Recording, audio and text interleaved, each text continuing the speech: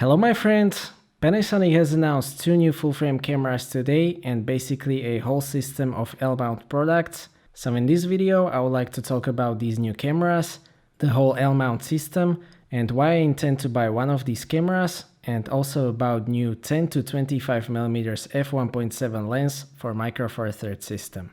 I will also be at Photokina on Thursday and Friday with Panasonic Czech Republic and Slovakia, mainly to take a look at this camera. At this point, I don't know whether I will be able to see the camera, but I will try to ask some questions about the S1 and S1R, and I will post a video on Saturday, so stay tuned for that. And I will also be posting on my Instagram, so you can follow me there as well.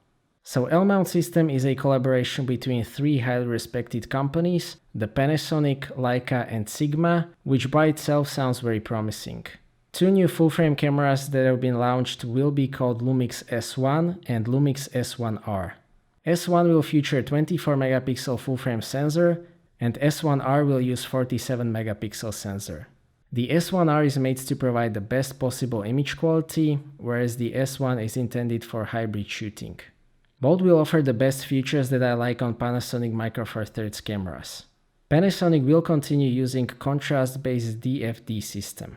They don't intend to use face detection. It kind of makes sense because of possible AI implementation. With the launch of the G9 and firmware update, it has been improved a lot, so it will be interesting to see how it will work, especially on S1R with that amount of data processing.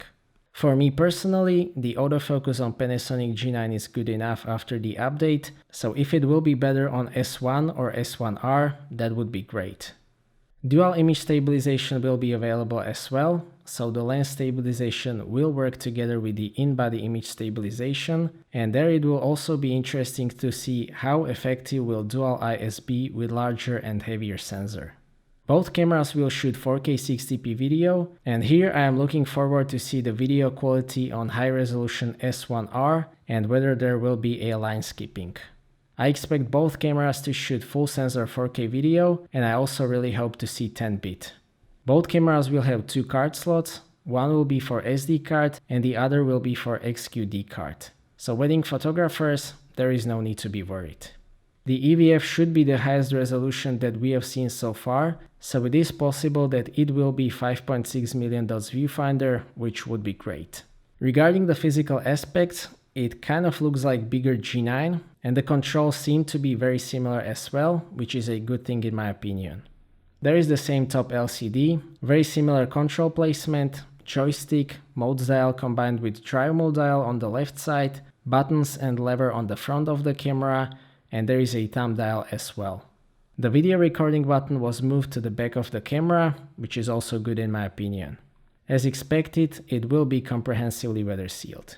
The LCD screen will be tiltable in 3 axes, so it is possible that you will also be able to rotate it forward to see yourself in front of the camera.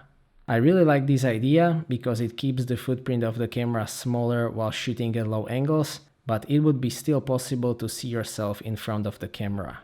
Regarding the lenses, 3 Panasonic lenses will be available at the launch of the camera. Those will be 50mm f1.4 prime, 24 to 105mm zoom lens, which will probably be f4, and 70 to 200mm zoom, which also seems to be f4 judging by the size, but I can be wrong about that. Leica already offers 3 zoom lenses. Those are 16 to 35mm, 24 to 90mm, and 90 to 280mm. Those are all variable aperture lenses and also very expensive. 5 prime lenses are available as well. Those are 35mm f2, 50mm f1.4, 50mm f2, 75mm f2, and 90mm f2. Those are still very expensive, but it will be possible to use those on S1 and S1R.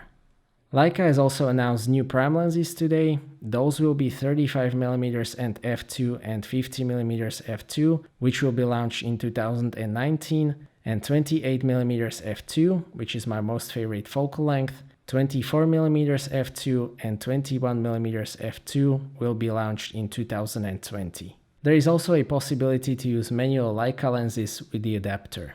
We don't know much about how Sigma will be involved. We just know that they have promised to release L-mount lenses, and according to Panasonic presentation, they will offer unique high-performance lenses.